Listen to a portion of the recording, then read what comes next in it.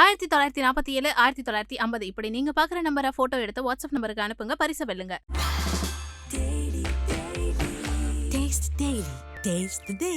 Daily எனக்கு இந்த constipation problem. உங்க பிரச்சனைகளை கட்டுப்படுத்த லயன் டேட் சிரப் தினமும் 2 ஸ்பூன்.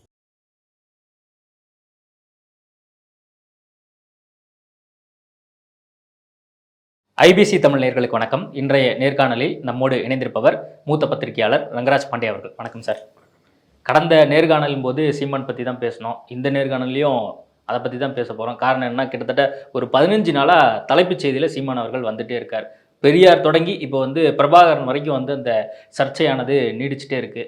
தொடர்ந்து சீமான் பற்றியான பேச்சுகள் நீங்கள் எப்படி பார்க்குறீங்க? இந்த வருஷம் தொடக்கத்திலே அவரை பற்றி அதிகமாக பேச வேண்டிய ஒரு சூழல். அவர் 2009க்கு பிறகே அவர் பேர் தான் அடிபட்டுக்கிட்டு இருக்கு. அதில் அது தவிர்க்க முடியாத ஒரு சக்தியாக தான் இருக்கிறார். ஈழப்போருடைய இறுதி கட்டத்துக்கு பிறகு அவருடைய பேச்சு ராமேஸ்வரம் பொதுக்கூட்டத்தில் அவர் கலந்து கொண்டு பேசினது அங்கேருந்தே ஆரம்பிச்சிருச்சு. இது சீமான் மையப்புள்ளியாக இருக்கிறாரு. அவருடைய பேச்சு, அவருடைய வார்த்தை வீச்சு அது எப்பயுமே அவரை மையப்புள்ளியாக வச்சுட்டு. ஓகே, இப்போ 2025 இந்த பெரியார் இஷ்யூ துவங்குச்சு. திரும்ப இன்னைக்கு ஈரோடு அந்த பிரச்சாரத்தின் போதும் அதை பற்றி தான் பேசிகிட்டே இருக்காரு. இது பெரியார் மண் கிடையாது, வெறும் சேரர் சோழர் பாண்டியன் மண்ணு தான் அப்படின்னு சொல்லி இன்றைக்கி கூட அவர் பேசுகிறாரு. வெறும் சேரர் சோழர் பாண்டியன் மண் சொல்லிட்டாரா என்ன? அப்படி சொல்ல, அவர் சேர சோழ பாண்டியன் மண் தான் சொல்லி சொன்னார். அவர் அதுதான் உண்மை. நானும் சொல்லிக்கிட்டு இருக்கிறேன். இந்த தமிழ்நாட்டில் இருக்கக்கூடிய பல கோடி மக்கள் சொல்லிகிட்டு இருக்கிறாங்க. அது ஒரே ஒருத்தருக்கு சொந்தமானதுங்கிறது இருக்குது. அவர் ரொம்ப தெளிவாக சொல்கிறார். பெரியார் தமிழ்நாட்டுக்கு நிறைய நல்லது செஞ்சாருன்னா யாரும் அப்ஜெக்ட் பண்ணல. சரிங்க, இருந்துட்டு போட்டுங்க, இருக்கலாங்க அப்படின்னு சொல்லலாம். பெரியார் வந்த பிறகுதான் உங்களுக்கு அறிவு வந்தது, மொழி வந்தது, படிப்பு வந்ததுங்கிறது தான் அந்த கேள்வி வருது. அதுதான் கேட்குறாரு. 5000 வருஷத்துக்கு முன்னாடி தமிழன் இரும்பு நாகரிகத்தில் உச்சத்தில் இருந்தான். அன்னைக்கு இரும்பை உருக்கி அது ஆயுதம் செய்யக்கூடிய இடத்துல கருவியல் சொக்கத்தில் இருந்தான் அப்படின்னா 5000 வருஷத்துக்கு முன்னாடி பெரியார் இருந்தாராங்கிற கேள்வி எழுப்புறாரு. அப்போ அறிவியல், அது இரும்பு உருக்குதல்ங்கிறது அறிவியல், சரிங்களா? எவ்வளோ ஹீட்டில் அந்த டெம்பரேச்சரில் அது மாறும், அப்புறம் எப்படி அதை ஒரு ஷேப்புக்கு கொண்டு வரணும், ஒரு ஆயுதமாவோ கருவியாக கொண்டு வரணும். அப்போ அந்த உருக்கு தொழிலும் அதை செய்பவர்களுடைய தொழிலும் என்னைக்கோ நம்மகிட்ட இருக்கு. அந்த சயின்ஸ் நம்மகிட்ட என்னைக்கோ இருந்திருக்கு. அப்போ அவ்வளோ பெரிய அறிவாளியான ஒரு சமூகத்தை ஏதோ ஒரு 50 வருஷத்தில் முறுக்க பார்க்குறீங்களே. எனக்கு திராவிட இயக்கங்கள் வந்த பிறகு தான் நடந்துச்சு, அதுக்கு பெரியார் தான் மூலப்புள்ளியாக இருந்தான்னு சொல்லும்போது தான் ஒரு கேள்வி எழுப்புறாரு. எனக்கு அது வருத்தம் என்னென்னா, இவர் சீமானவர்கள் சொல்கிறதுல ஒரு வார்த்தையும் எக்ஸஸ் கிடையாது. அவர் ஒன்னொன்னும் தேதி சொல்லி, நாள் சொல்லி, விடுதலை பத்திரிகை சொல்லி, உண்மை சொல்லி, குடியரசு பத்திரிகை சொல்லி, அவர்களுடைய ஏடுகளில் மாநாடுகளில் வந்தது சொல்லார். இப்போ நேற்று பேச்சில் போது கூட சேலத்தில் 1971 நடந்த மாநாட்டில் என்ன சொன்னாங்கன்னு சொல்கிறார். அதை மறுக்கக்கூடிய பெருமக்கள் அப்படி ஒரு இல்லை. இந்த பாருங்க, 26/4/1927 பேப்பர், குடியரசு பேப்பர் இதுதான். அந்த பேப்பரில் மொத்தம் 12 பக்கம். இந்த பாருங்க, 12 பக்கத்தில் ஒன்று கூட இல்லைன்னு ஒரிஜினல் ஒன்று காட்டினாங்கன்னா நம்ம சீமானை போய் படகுன்னு கேட்டு என்னங்க போய் சொல்லிட்டீங்கன்னு கேட்கலாம். சீமான் ஒரு இழிபிறவி. சீமான் ஒரு தகப்பனுக்கு பிறந்திருந்தால், அவர் சுத்தமான தாய் தகப்பனுக்கு பிறந்திருந்தால், அவர் நல்ல பிறப்பாக இருந்தால், இதெல்லாம் பேச்சா? மனசாட்சி உள்ளவர்கள் செய்யக்கூடிய விஷயமா சொல்லு. இதுதான் பெரியார் சொல்லி கொடுத்தாரான்னு சொல்லு. பெரியாரை விமர்சிக்கவே கூடாது. நீங்கள் ராமரை விமர்சிக்கிறீங்க, கிருஷ்ணர் விமர்சிக்கிறீங்க, எங்களுடைய கடவுள் நம்பிக்கையை விமர்சிக்கிறீங்க, குடுமையை இருக்கிறீங்க, பூனல் இருக்கிறீங்க, இழிவுபடுத்துறீங்க, சாமியை எள்ளல் பண்ணுறீங்க, பெருமக்களை கேள்வி பண்ணியிருக்கீங்க, ராஜாஜி பற்றி, இந்திரா காந்தி பற்றி, காமராஜர் பற்றி. அப்போ எல்லாரையும் விமர்சனம் பண்ணலாம், பெரியார் விமர்சனம். இது என்ன புரியலையே? பெரியார் மட்டும் புனித பசுவா? ஒன்று யாரை விமர்சனம் பண்ணாதீங்க, அது புனித கருத்து நம்ம ஏற்போம். இல்லை எல்லாரையும் விமர்சனத்துக்கு படுத்துங்க, அதான் நியாயமான விஷயம். அதனால் நீங்கள் எல்லாரையும் துரைமுருகன் போன்ற பெருமக்கள் இழிபிறவின்றாங்க. ஒரு அப்பனுக்கு பிறந்தவராக இருந்தால், ஒரு அமர்ந்தா திரு RS பாரதி சொல்லு. இது என்ன வார்த்தைகள் என்று சொல்லுங்க. நீங்கள் மனசாட்சி உள்ள மக்கள் யோசிக்கட்டும். சீமான் சொன்னது பொய், சீமான் சொன்னது மிகை, சீமான் சொன்னது ஆதாரம் இல்லாது. இது பேசுங்க, இது நம்ம விவாதிக்க வேண்டிய விஷயம். சீமான் பொய் சொல்றாரா? உண்மையாக நம்ம கேட்க வேண்டிய விஷயம். எங்கோ 2 வரி சொன்னது, அதற்கு முன்னாடி 20 வரி இருக்கு. இதெல்லாம் நீங்க பேசுங்க, உங்களுக்கு புரியுங்களா? அதை நான் மறுக்கல. ஆனா பேசுறவரை இழித்தும் பழித்தும் ஒருமையிலையும் தனிப்பட்ட தாக்குறதா நாகரிகமா? இதுதான் பெரியார் உங்களுக்கு சொல்லி கொடுத்தாரா? நாங்க இல்லை, இப்போ குளத்தூர் மணியா இருக்கட்டும், அதே மாதிரி இன்னும் திராவிடம் சார்ந்து இருக்கக்கூடியவங்களாம் அவங்க என்ன சொல்றாங்க, இட்டு கட்டி அவர் பாதி மட்டும் படிச்சுட்டு பாதி விஷயத்த மறந்துட்டாரு. அது அழகான வாதம். அதை நீங்க விரிவுபடுத்தி சொல்லுங்க. நம்ம பெரியாரை புரிந்து கொள்ளும் தானே சொல்றேன். நம்ம பெரியாரை பேசக்கூடாதுங்கிற சொல்ல நான் இருக்கிறேன். பெரியாரை பத்தி பேசாதீங்க. ராமரை பத்தி பேசுவோம், கிருஷ்ணரை பத்தி பேசுவோம், ராஜாதி பத்தி பேசுவோம், காமராஜர் பத்தி பேசுவோம், மோடி பத்தி பேசுவோம், பெரியாரை பத்தி மட்டும் பேசக்கூடாது. அந்த கேமுக்கு ஒத்து வர முடியாது. யாரை பத்தியும் பேசாதீங்க, இல்லை எல்லாரை பத்தியும் பேசுவோம்.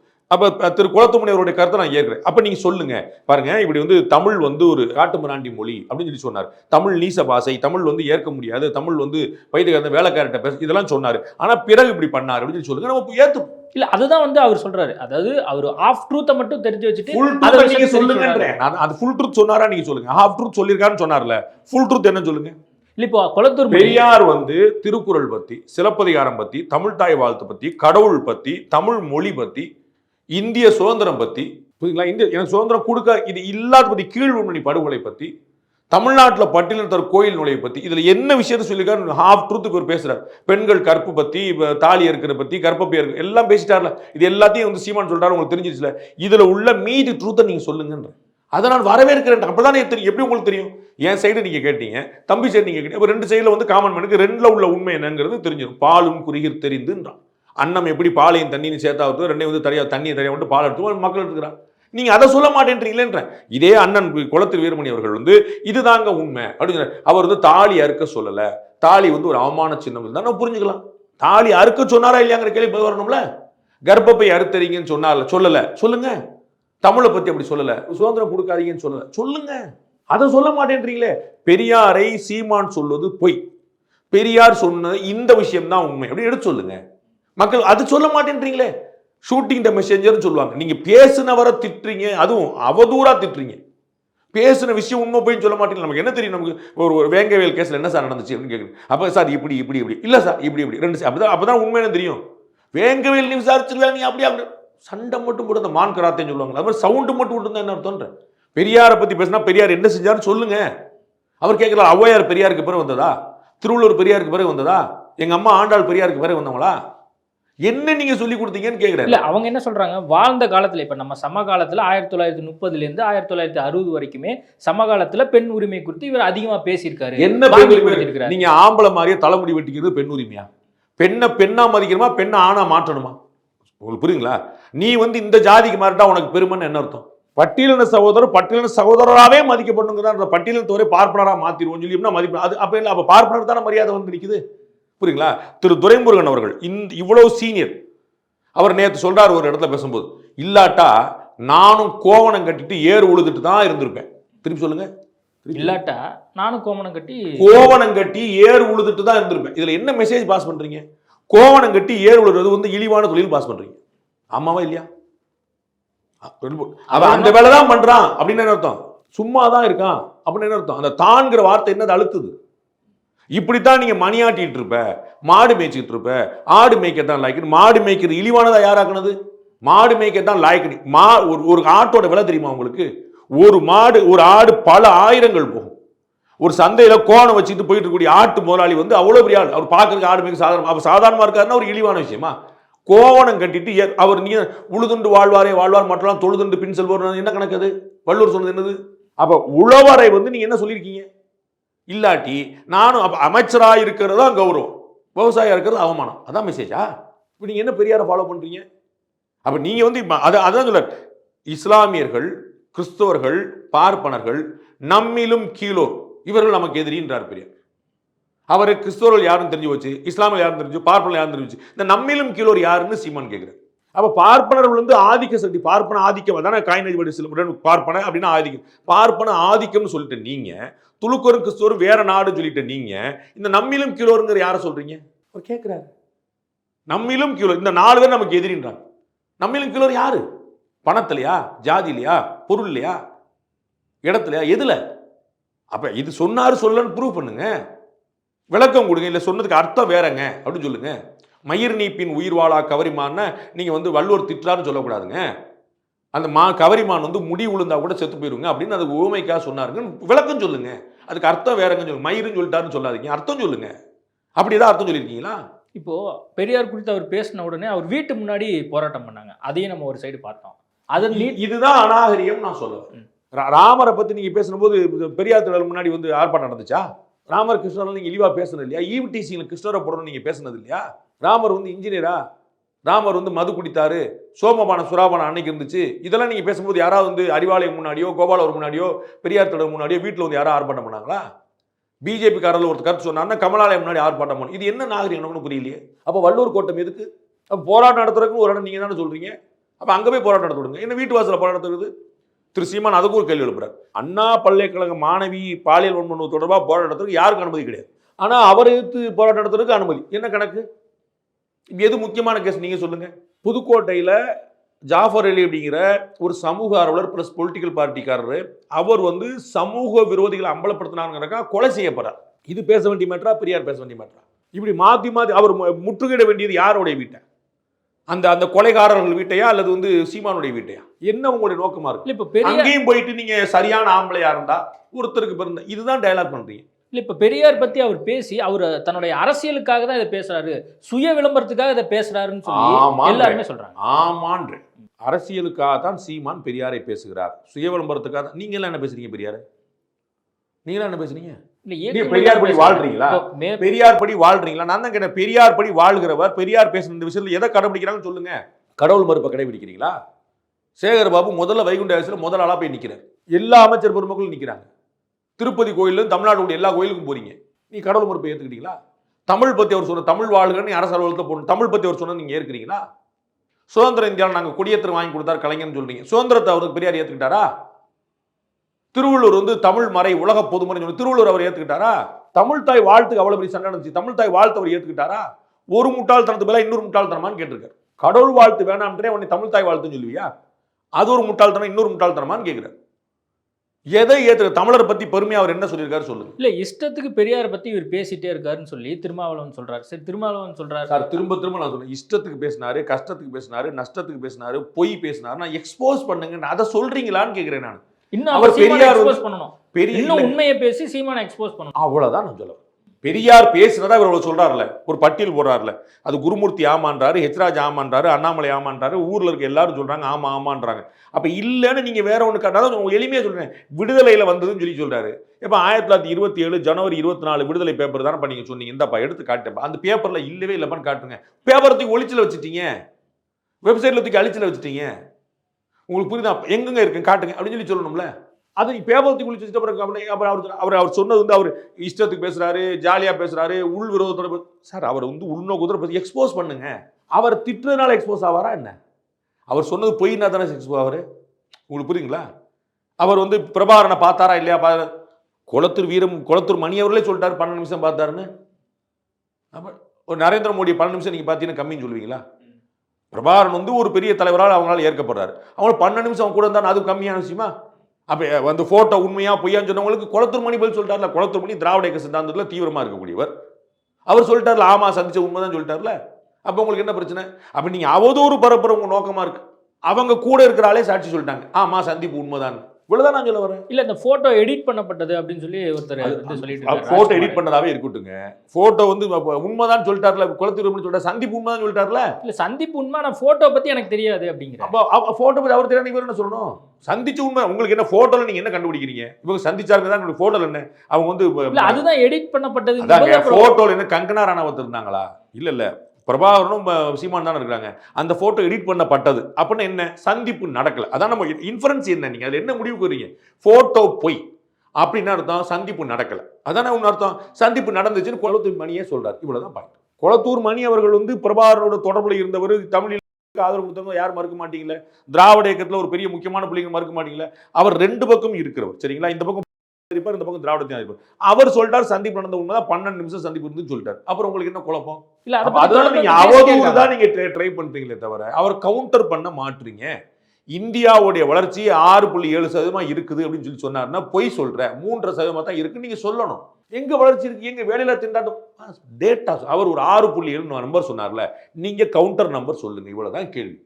அதை சொல்லாம ஆஹா ஓஹன்னா வெற்று அரசியல். இல்ல இப்போ சீமான ஆதரிச்சுட்டு இருந்த அமீரா இருக்கட்டும், இன்னும் நிறைய பேர் வந்து அவருக்கு எதிராகவே கருத்து தெரிவிக்க. அமீருக்கு வந்து சீமான் மேல நிறைய முரண்பாடுகள் உண்டு. இன்னைக்கு நேற்று இல்லை, அதனால தான் அவர் கட்சியிலேயே சேரல. அதனால அமீரும் இவரும் வந்து ஒரே நாளில் சிறைக்கு போனவங்க.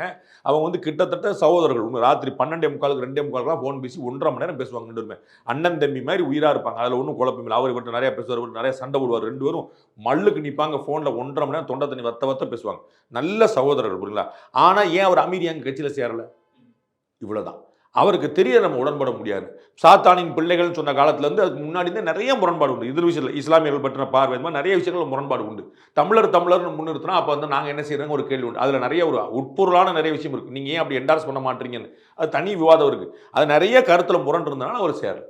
அப்போ அவர் வந்து அவர் ஆதரிச்சாரு எதிர்த்தாருன்னு நீங்கள் கேட்கல அர்த்தமே கிடையாது.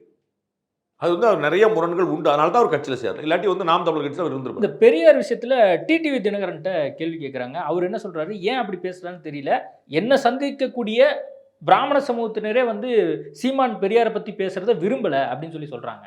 பிராமண சமூகத்தை சேர்ந்த யாரா இருந்தாலும் ஒரு பிராமண சமூகத்தின் பிரதிநிதிகள் கிடையாது. அதை ஞாபகம்.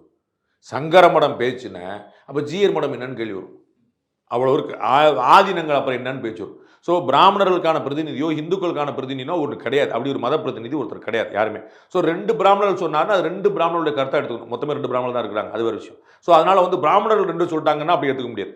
அண்ட் திரு டிடிவி தினகரன்லேருந்து ஓபிஎஸ்லேருந்து இபிஎஸ்லேருந்து எல்லாருக்கும் இந்த தர்ம சங்கடம் உண்டு. ஏன்னா திராவிடம்னு பேர் வச்சுட்டதுனால, அவர் திராவிடத்துக்கே எதிராக இருக்கிறதுனால அந்த சங்கடம் உண்டு. அவங்களால ஒரு இருதலைக்குள்ளி எறும்பு போல தான் அவங்க இருக்க முடியும். அவர்கள் பெரியாரை என்டார்ஸ் பண்ணி பேசவும் முடியாது. அவர் வந்து சீமானை வந்து என்டார்ஸ் பண்ணி பேசவும் முடியாது. அது 2 பக்கமும் அந்த சிக்கல் அவங்களுக்கு இருக்க தான் செய்யுது. அந்த சங்கடம் தான் சொன்னார். ஸோ பிராமணர்கள் ஏற்றுக்கொண்டார்கள் அப்படின்னா உடனே நீங்கள் என்ன பிராமணர்கள் ஏற்றுக்குவீங்களா ஒரு பேச்சுக்கு? அவர் திரு டிடிவி சொன்னது உண்மைன்னு வச்சுக்கோங்க. பிராமணர்கள் வந்து பெரியார் விமர்சிக்கப்படுவதை விரும்பவில்லை. திமுக யாராவது பிராமண எதிர்ப்பை விட்டுருவாங்களா? அடடா டிடிவி இப்படி சொல்லிட்டாரு, பிராமணர்கள் நமக்கு சப்போர்ட்டாக வந்திருக்காங்க, இனிமேல் நம்ம அவங்கள பேசக்கூடாது. அதெல்லாம் வரிஞ்சு கட்டி ஊத்துறதுக்கு உங்களுக்கு வந்து அவங்க தான் ஈஸி டார்கெட், அதை அடிக்க தான் செஞ்சே தான் இருக்கீங்க. அதனால வந்து அவர் சொன்னார்னா அது அவங்க கருத்து. அதுக்கு மேலே அங்கே வந்து அதில் அப்படியா அப்படின்னு வியந்து போய் அதில் ஒரு முடிவு கருத்து ஒன்றும் கிடையாது. ஓகே, இப்போ இந்த பெரியார் குறித்து பேசும்போது இந்த பிரபாகரன் இஷ்யூ வந்துருச்சு. இப்போ வந்து கார்த்திக் மனோகர் பிரபாகரனுடைய அண்ணன் மகன் பேசினதும் மிகப்பெரிய ஒரு சர்ச்சையை கிளப்பிச்சு. அவர் வந்து திரள் நிதியாக இருக்கட்டும், அதே மாதிரி வந்து இவர் தவறாக வந்து வழி நடத்துறாரு இளைஞர்களை அப்படிங்கிற விஷயம்லாம் வந்து அவருடைய கருத்தை அவர் சொல்றாரு. எனக்கு அவர் யாரெல்லாம் தெரியாது, அவருடைய குடும்பத்தினர் பற்றினா எனக்கு முழு விவரம்லாம் தெரியாது. அவர் வந்து திருச்சி அவர் சேர்ந்தவங்க, அவங்க வந்து ஒரு குறிப்பிட்ட சமூகத்தை சேர்ந்தவங்க. அவங்க தாய் வந்து முயற்சி பண்ணாங்க, அவங்க சகோதரலாம் இருந்தாங்க. பிரபாகரன் அவர்கள் வந்து இந்த போர்க்களத்தில் இருந்தபோதே அந்த குடும்பம் டிட்டாச்சாக இருந்துச்சு. அவர்களை தமிழ்நாடு இந்தியா போலீஸ் உட்பட யாருமே அவங்கள வந்து பெருசாக தொந்தரவு பண்ணல, ஒரு கண்காணிப்பில் வச்சுருந்தாங்களே தவிர. ஸோ அவங்களாம் கம்ப்ளீட்டாக அந்த குடும்பமே வேறையாக இருந்துச்சு. நம்ம தந்தி டிவியில் நம்ம இருக்கும்போது அவங்களோட குடும்பத்தினர் பேசும்போது அவங்களாம் நிறைய பேர் டிட்டாச்சான கருத்து நான் எப்பயோ பார்த்துருக்கேன், எப்பயோ பேசியிருக்கேன் தான் இருந்தாங்களே தவிர, அதை பிரபாகரனுக்கு பிறகும் பிரபாகரன் இருக்கும்போது ஸோ அவங்கெல்லாம் வந்து களத்தில் நின்று ஆடினவங்க கிடையாது. அவங்களாம் வெளியே இருந்தவங்க. ஸோ அவங்களோட கருத்தை சொல்லிக்கிறான்னு புரிஞ்சுக்கணும். ஸோ அண்ணன் மகன் சொல்லிட்டார், தம்பி மகன் சொல்லிட்டாருங்கிறக்காக நம்ம ஒன்றும் ஏற்றுக்க முடியாது. உங்களுக்கு புரியுதுங்களா? அதனால அண்ணாவுடைய மகனுடைய கருத்துக்கு திமுக என்ன வேல்யூ இருந்துச்சு? அவர் திமுக முதல்ல இருந்தாரா? அப்போ அண்ணா உருவாக்குன திமுக அவர் வந்து மதிக்கப்பட்டாரா? ஸோ அதெல்லாம் நீங்கள் அப்படி யோசிக்கிறல. எம்ஜிஆருடைய அண்ணன் குடும்பத்தினர், எம்ஜிஆருடைய அண்ணன் பிள்ளைகளுக்கு என்ன மரியாதை இருந்துச்சு? அதெல்லாம் நீங்கள் அண்ணன் பையன் சொன்னால் தம்பி பையன் சொன்னாங்கலாம் யோசிக்க முடியல. அவர் வந்து இளைஞர்களை வழி நடத்துறாரு. தவறாக இருக்குன்னா நீங்கள் 35 லட்சம் பேர் பின்னாடி வந்திருக்காங்க, எல்லா எலெக்ஷன்லையும் கூட்டிகிட்டே வந்திருக்கு. அப்போ இவ்வளோதான் உங்களுக்கு ட்ராக் ரெக்கார்டு தான் சார் நீங்கள் யாருங்கிறதுக்கு அர்த்தம். அவர் வந்து அடுத்த எலெக்ஷனில் வந்து ஒரு டெபாசிட் போச்சுன்னா டெபாசிட் போனது தானே உண்மை. அப்படி தானே சொல்லுவீங்க, எல்லாரும் கொண்டாடுவீங்கல்ல. அப்போ ட்ராக் ரெக்கார்டு தானே பேசணும்.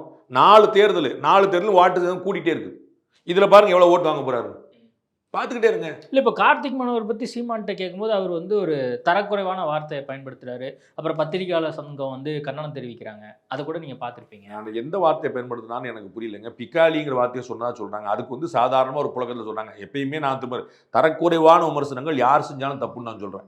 இதே சீமான் அவர்கள் மேடையில் செருப்படுத்தி காட்டினதை ஏற்கவே முடியாதுன்னு சொல்கிறேன் நான். எனக்கு அதில் பதிவு பண்ணுறது எனக்கு எந்த தயக்கம் முடியாது. அது யாராக இருந்தாலும் வந்து அது தப்பு தான். அது வந்து முதலமைச்சர் வந்து புறம்போக்குன்னு ஒருத்தர் சொன்னாலும் அதுவும் ஏற்க முடியாது.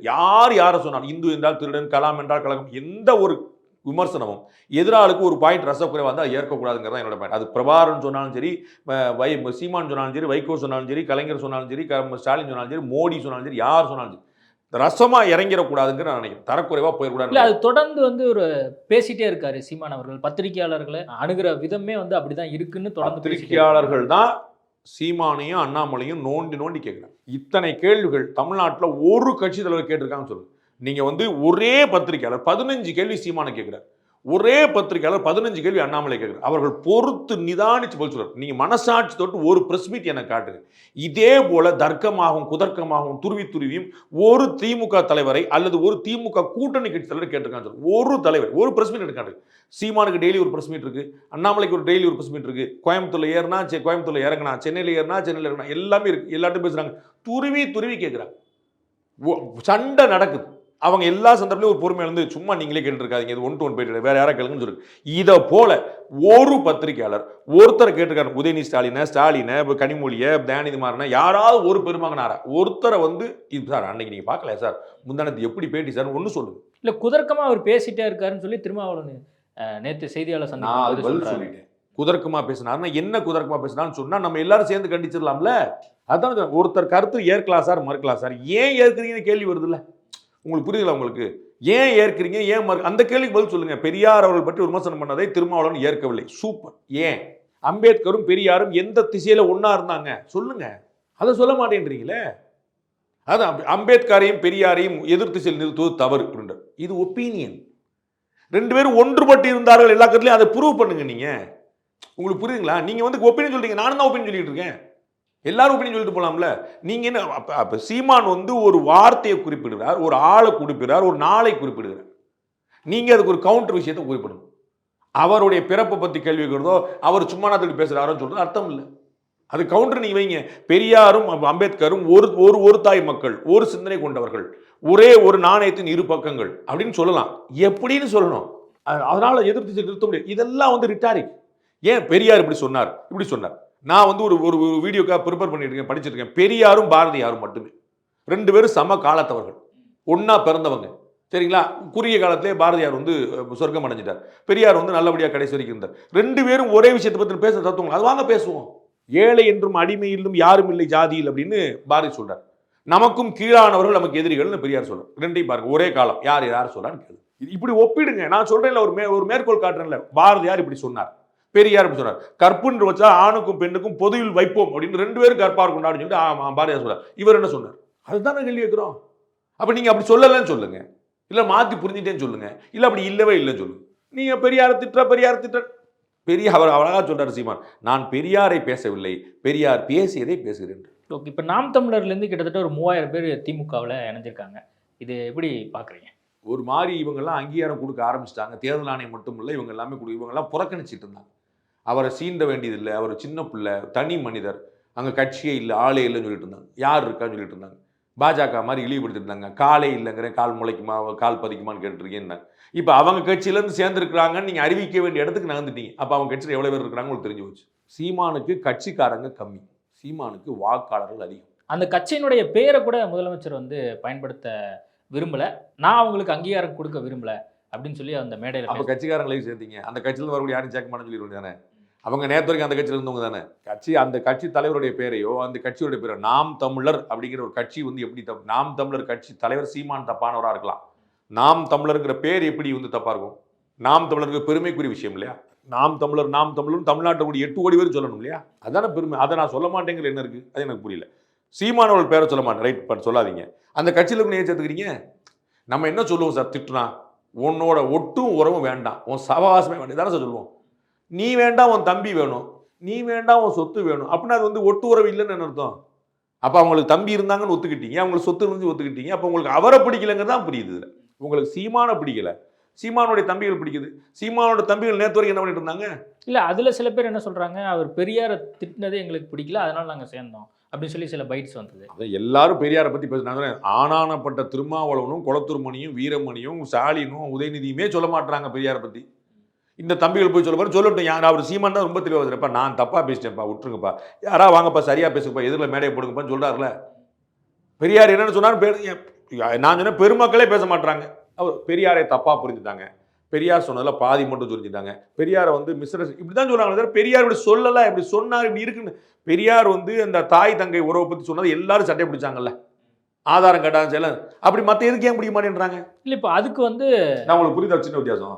அவர் தாய் தந்தை மகள் உறவு பற்றி பேசினாருன்னு சீமான் சொன்ன உடனே எல்லாரும் சட்டை பிடிச்சாங்க. அதுக்கு எங்கே ப்ரூஃப் இருக்குன்னு சூப்பர் மேட் ப்ரூஃப் அவர் கொடுக்கணும். நான் ஏற்கனவே உங்களுக்கு அந்த ப்ரூஃபை வந்து நான் குளத்தூர்மணிகிட்ட பேட்டி காணேன். அவர் என்ன சொல்கிறாரு, அதுக்கான ப்ரூஃப் வந்து என்கிட்ட இருக்குது. 1973 அவர் இறப்பதற்கு ஒரு 4 நாளைக்கு முன்னாடி சேலத்தில் பேசினார். ஆனால் கடைசி வரியை வந்து சீமான் படிக்கல. நீங்கள் அழகாக சொல்லிட்டீங்க. அவர் ப்ரூஃப் பெரிய சீமான் பேசுறது கரெக்ட் தான் சொல்லிட்டீங்கல்ல. கடைசி வரியன்னு நீங்கள் சொல்லுங்கள், எனக்கு என்ன விட்டு வச்சு. அந்த உறவற்ற முறை, அந்த பிரம்மா வந்து சரஸ்வதியை அபகரிக்கணும்னு நினைக்கிறாரு. அந்த தருணத்தில் இந்த மாதிரி முறையற்ற முறை வந்து அந்த காலத்தில். நீங்கள் முதல்ல பிரம்மா கிடையாது, புரியுங்களா? கடவுளையும் நம்மளே ஒப்புறது முதல்ல வந்து அபத்தம். முதல்ல கடவுள் தத்துவத்தை நீங்கள் ஏற்கணும், அதை நீங்கள் ஏற்கலை. கடவுளுடைய புராணங்களை ஏற்கணும், அதையும் ஏற்கலை. அப்போ புராணங்களை சொல்ல 4 மீட்டர் மட்டும் எப்படி மேற்கொள்க அப்படின்னு எனக்கு புரியணும், புரியுங்களா? ராவணன் பிராமணன், ஆனால் நீங்கள் ராவணன் வந்து எங்காலும் சொல்லி சண்டைக்கு வரீங்க, எனக்கு ஒன்றும் புரியல. அப்போ நீங்கள் வரலாற்றை நீங்கள் மாற்றுறீங்க. ஒன்று நீங்கள் கடவுளை ஏற்றுக்கங்க, இல்லை கடவுள் தத்துவத்தை ஏற்றுக்கங்க, இல்லாட்டி புராணத்தை. நீங்கள் எதையுமே ஏற்க மாட்டேன், அதில் இருக்கக்கூடிய கதையை மட்டும் ஏற்றுக்கிட்டு அதுக்கு நான் ஒரு உள்ளத்தை இருப்பேன், இது ஏற்க முடியாது. ஒன்று. 2வது, பெரியார் வந்து இந்த பிரம்மனுடைய தத்துவத்தை சொல்வதன் மூலமாக சொல்ல வந்தது என்ன? பிரம்மன் சரஸ்வதி கதை வந்து உதாரணத்துக்கு சொல்றாரு. அது மூலமா என்ன முறையற்ற உறவுகள் தானே உங்களுடைய வாதமா இருக்கு. அப்ப காலகாலமா இப்படிலாம் முறையற்ற உறவுகள் இருந்திருக்கு. அப்ப இப்பயும் இருக்கலாங்க தானே உங்க வாதம். கடவுள்கிட்டே அப்படி இருந்திருக்கு. அப்ப நீங்க என்ன ஜஸ்டிஃபை பண்ண தானே விரும்புறீங்க? இல்ல கடவுள் மறுப்பு அந்த பிரச்சாரத்துல அவர் இதெல்லாம் பேசுறாரு. அதான் சார், நீங்க அது மூலமா அந்த அண்ணன் குளத்தூர் மணி அவர்கள் வெளிக்காட்டா நான் இன்னும் நல்லா டீப்பா இன்டர்பிரேட் பண்ணுவேன். அது வந்து ஒளிச்சு வச்சிருக்கக்கூடிய அந்த புத்தகத்தை வெளிக்காட்டாங்கன்னா இன்னும் நல்லா டீப்பா பண்ணலாம். இல்ல அது பப்ளிக்ல இருக்கு அப்படின்னு சொல்லி சொல்றாரு. அதுதானே தேடாம தான் அல்லாடிட்டு தான் உங்களுக்கு கிடைச்சதுக்கு ஆமா இல்லைன்னா விவாதங்களை பார்த்துட்டே இருக்கிறோம். என்னமே அது ஆமான்னா வந்துருச்சுல மாட்டி கத்திரிக்காய் முத்தினா சண்டைக்கு வந்தானா. அப்ப நான் கேட்கறது பெரியாரை பத்தி சீமான் பேசுனது தப்பு அப்படின்னா ப்ரூவ் பண்ணுங்கன்றேன். நான் பெரியாரை எலாபரேட் பண்ணுங்கன்றேன். அதை செய்ய மாட்டேன்றீங்களே. வரலாற்று திரிவு தானே பண்ணிட்டு இருக்கீங்க. இதுதானே பிரச்சனையா இருக்குது. ஓகே, அவங்க பண்றாங்களா என்னன்னு பார்ப்போம். இந்த திமுக வந்து நாம் தமிழர் அங்கீகரிக்கிறதுல தொடர்ந்து வந்து ஒரு மாதிரி கண்டுக்காமே இருக்காங்களே, என்ன காரணம் நினைக்கிறீங்க? நீங்க தானே சார் சொன்னீங்க 3000 பேர் வந்தாங்கன்னு. அந்த கட்சியில் அவ்வளோ பேர் இருக்காங்கன்னு எனக்கே ஆச்சரியமா இருக்குது. நாம் தமிழருக்கு வந்து பிள்ளைகள் வந்து நேரடியாக நிற்கிற களமாடுறவங்க கிடையாது. அவங்க ரொம்ப கம்மி. அவருக்கு வாக்காளர்கள் எண்ணிக்கை கூடிக்கிட்டே போகுது. இந்த பிரச்சனையில் இன்னும் கூடி போச்சு. இந்த பெரியார் பிரச்சனையில் இன்னும் கூடிடுச்சு. அவருக்கு ஒரு கட்டத்தில் சாட்டை அடிக்கிற மூலமாக அண்ணாமலைக்கும் அரசியல் கட்சி துவக்கி அம்பேத்கர் பற்றி பேசுனது மூலமாக விஜய் பக்கம் போயிட்டு இருந்ததை தன் பக்கம் அப்படியே அந்த குவி மையத்தை தன் பக்கம் முழுக்க திருப்பிட்டார். அந்த சென்டர் ஆஃப் அட்ராக்ஷனை முழுக்க தன் பக்கம் திருப்பிட்டார். இப்போ வந்து ஈரோடு கிழக்கு இடைத்தேர்தல் அதில் பாருங்க, அவர் எவ்வளோ பெரிய வாக்கு வாங்க போறாரு பாருங்க. எவ்வளோ பெரிய வாக்கு வாங்க போறாரு பாருங்க. அதுதான் முக்கியமான விஷயம். அவருக்கு வந்து முழு ஆதாயம் அவருக்கு கிடைச்சிருக்கு. இது மூலமாக அவருக்கு வந்து நல்ல ஒரு லாபம் தான் கிடைச்சிருக்கு. அப்போ வந்து வளர்றாரு. நீங்கள் வந்து நீங்கள் நாங்கள் தேர்தல் ஆணையம் அங்கீகாரம் கொடுத்துருச்சு. நீங்கள் அங்கீகாரம் கொடுக்குறது 36 லட்சம் மக்கள் அங்கீகாரம் கொடுத்துருக்காங்க. அப்போ வந்து அவருக்கு கேடரஸ் கூட அதிகம், ஓட்டர்ஸ், அவர் சிம்பத்தைசர்ஸ், ஆதரவாளர்கள் அது அதிகம். அவங்க வந்து வெளியில் வந்துலாம் களமாட மாட்டாங்க, சண்டை போட மாட்டாங்க. அதுவே தாண்டி அவரே சொல்கிற மாதிரி அவருக்கு கூட்டம் போடுறதுக்கே சந்து புதில் கொடுக்குறாங்க. அதை தாண்டி வரத்தானே செய்கிறாங்க. நாம தமிழர்ல இருந்தால் இன்றைக்கி வந்து தைரியமாக வெளியே சொல்ல முடியாத நிலைமை தான் இருக்குது. ஓஹோ அப்படின்னு சொல்லி பிடிச்சி போயிடுவாங்கன்னு. அதுக்கு மீறி அத்தனை லட்சம் பேர் உட்காந்துருக்காங்கன்னா எவ்வளோ பெரிய தியாகம் அது. ராஜீவ்காந்தி என்ன சொல்றாரு, சீமான் கட்டுக்கதையாக பேசிட்டு இருக்காரு. அந்த புகைப்படம், அந்த பிரபாகரனோட எடுத்த புகைப்படம் வந்து அந்த ஆர்டிஸ்ட்டை வந்து வாங்கினதே நான் தான் அப்படிங்கிறதையும் அவர் சொல்றாரு. அந்த ஃபோட்டோ பொய் அப்படின்னு ப்ரூவ் பண்ணுறீங்க. அது மூலமாக என்ன ப்ரூவ் பண்ணுறீங்க? பிரபாகரனை சந்திக்கலன்னு ப்ரூவ் பண்ணுறீங்க.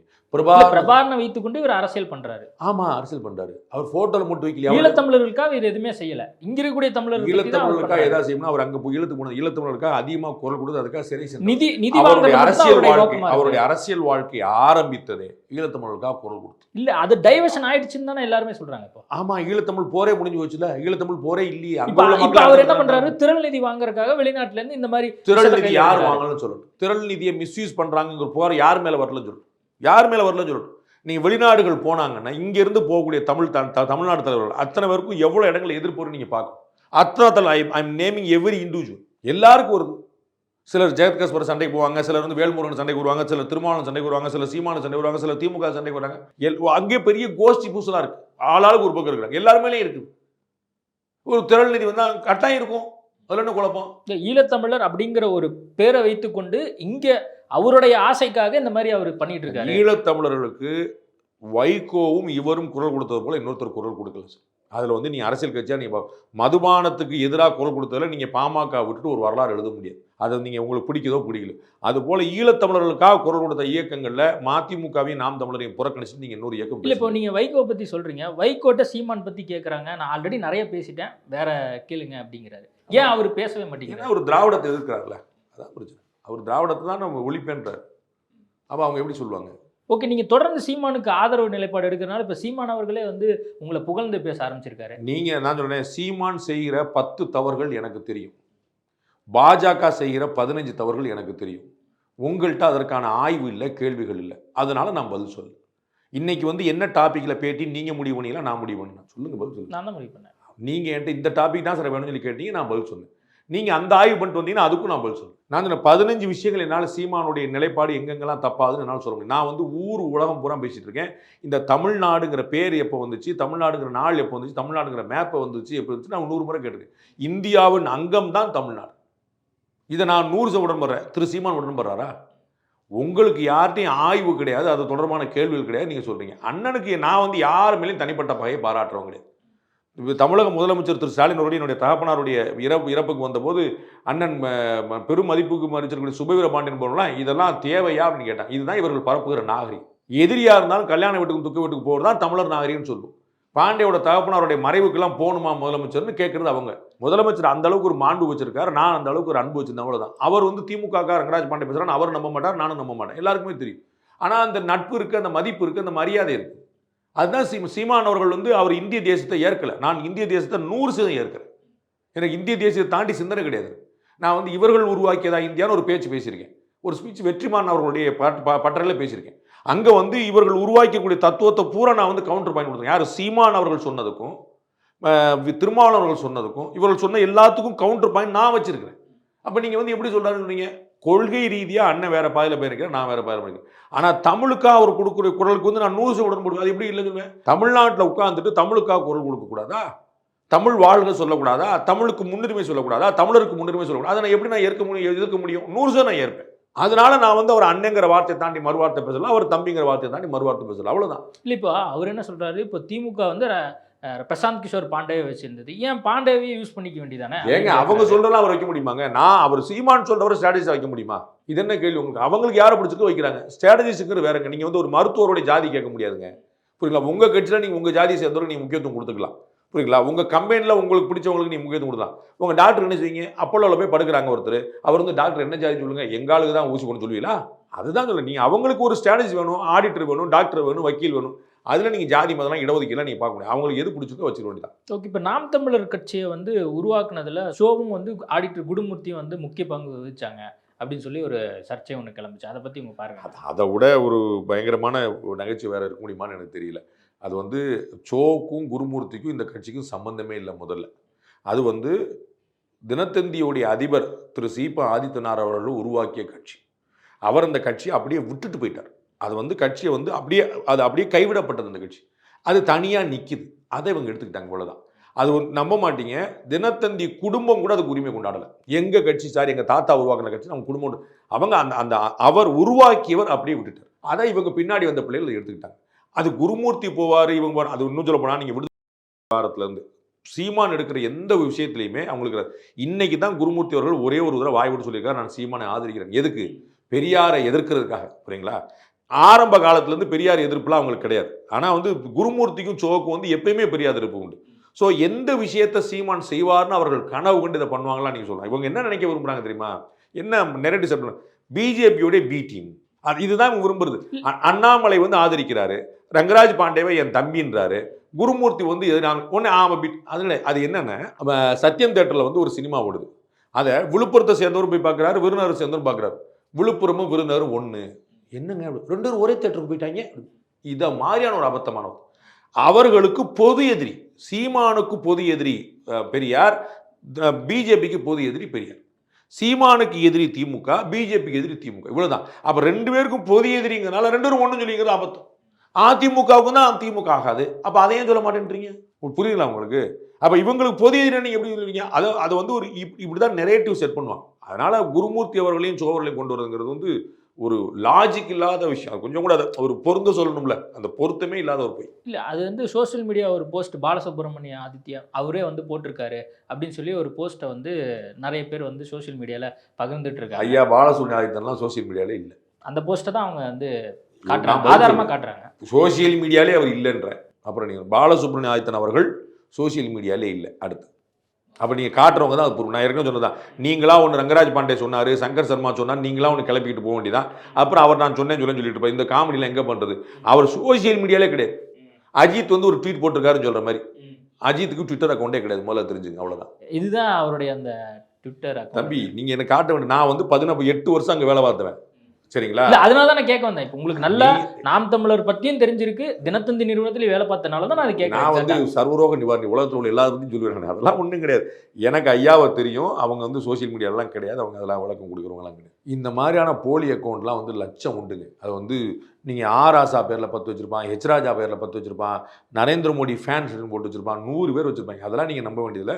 அவருக்கு சமூக வலைதளங்கள் அக்கௌண்ட் கிடையாது. எனக்கு அது ரொம்ப கன்ஃபார்ம் அது.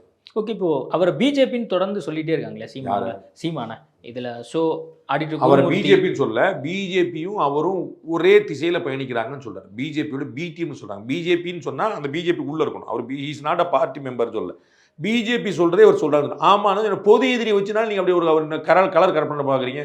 அதனால் அவர் தான் ஆதாயம். இப்போ வந்து என்ன நடக்க போகுது? ஈரோடு கிழக்கில் பிஜேபி காரனும் அவர் ஓட்டு போட போகிறான். இல்லை, அதான் இப்போ ஏடிஎம்கே காரனும் ஓட்டு போட போகிறான். இப்போ கூடுதலாக இப்போ நீங்களும் இந்த ஒரு சில விஷயங்கள் ஆதரவு நிலைப்பாடு இருக்கிறனால இப்போ இது எல்லாத்தையும் கனெக்ட் பண்ணி அப்போ பார்த்தீங்களா இவருக்கு பின்னாடி நான் BJP ஆதரவு இருக்கு நிலைப்பாட அப்படின்னு உங்களுக்கு தெளிவா சொன்னேன். உங்க காதுல வாங்க பழக்கம் உங்களுக்கு இல்ல. அது உங்களுக்கு இல்ல. இந்த இந்த இந்த 2K கிட்ஸா நீங்களாம் எந்த கிட்ஸா அந்த குரூப்புகளுக்கே உள்ள ஒரு நோய் இது. அது சொன்னதை காதுல உள்ளவர்களே நமக்கு ஒன்று பிடிச்சா நம்ம பேசிக்கிடுவோம் அப்படின்னு சொல்லிட்டு சீமான் அவருடைய நிலைப்பாடை கேள்வி எழுப்பி மறுத்து நிரூபித்து நான் பேசியிருக்கேன். அதுதான் நான் உங்களுக்கு சொல்றேன். அது வந்து வேலுநாச்சியார் உதாரணத்துல இருந்து நான் சொல்லியிருக்கேன். முழுக்க முழுக்க தமிழாய்ந்த தரவுகளோடு நான் சொல்லியிருக்கேன். நான் போற இடம் பூரா அவரை எதிர்த்துணும் ஆதரிக்கணும்னு எனக்கு அவசியம் கிடையாது. அவர் என்னை தம்பின்னு சொல்றது அன்பினால, நான் அவர் அண்ணன் சொல்றது மரியாதைனால, அவ்வளவுதான். நான் வந்து தமிழக முதலமைச்சரையும் சொல்றது மாதிரி தான். அதில் எனக்கு நான் வந்து மாண்போட இருக்கும்னு நினைக்கிறேன். அதுதான் தமிழர் நாகரிகம் நினைக்கிறேன். ஓகே, இந்த 2026 இப்போ சீமான் அவர்கள் தம்பியாக ஆலோசகராக இருந்து சொன்னா நீங்க என்ன சொல்லுங்க? கோயம்புத்தூர் ஏர்போர்ட்டில் அவர் சொல்லிட்டார், நீங்கள் இதெல்லாம் கேட்க வேண்டியல கெட்டி நான் நிரம்பி வலிஞ்சிட்டு இருக்கு காது வழியிலன்ட்டு அவரே ஸ்டாடிச்சு. இந்த பாருங்க உங்களை எவ்வளோ நேரம் பேச வச்சுட்டார். ஒரு மேட்டரை தமிழ்நாடு முழுக்க நீங்கள் என்ன டாபிக் பேசிட்டு இருக்கு பேச வச்சுட்டார்ல. அவர் தான் ஸ்ட்ராட்டஜிஸ்ட்டு. இந்த ரேஸில் அண்ணாமலையும் விஜயும் முந்திட்டார்ல, அதான் அவர் ஸ்ட்ராட்டஜிஸ்ட்டு. ஸ்ட்ராட்டஜி அவர் ஃபிக்ஸ் பண்ணுறாருல. அவர் திமுகவை எதிர்கொள்ளக்கூடிய ஒரு ஆள் நாம் தமிழர் தான் அப்படின்னு கொண்டு நிப்பாட்டுறாரு. அது இல்லை, திமுக எங்கேயோ இருக்குது, நாம் தமிழர் எங்கேயோ இருக்குது, அது வேறு விஷயம். அதையும் நீங்கள் கவனிக்க மாட்டீங்க. அது அவங்க வந்து ஒரு 8% இருக்கும், 10% மாறுவாங்க. அவங்க 20% வச்சிருக்காங்க. சரிங்களா, டபுள் மடங்கு மேலே வச்சிருக்காங்க. ஆனால் அது அவங்களுக்கு அது புரியாது, விளங்காது, இல்லாட்டி உங்களுக்கு கேட்க விரும்ப மாட்டீங்க. ஆனால் அந்த மைய புள்ளியை தன் பக்கம் திருப்பிட்டாரு பாருங்க, அதுதான் ஸ்ட்ராட்டஜி. ஓகே சார், நிறைய விஷயங்கள் குறித்து பேசியிருக்கோம். நேர்காணல் கொடுத்ததுக்கு 1947, 1950 இப்படி நீங்க பாக்குற நம்பரை போட்டோ எடுத்து வாட்ஸ்அப் நம்பருக்கு அனுப்புங்க, பரிசு வெல்லுங்க.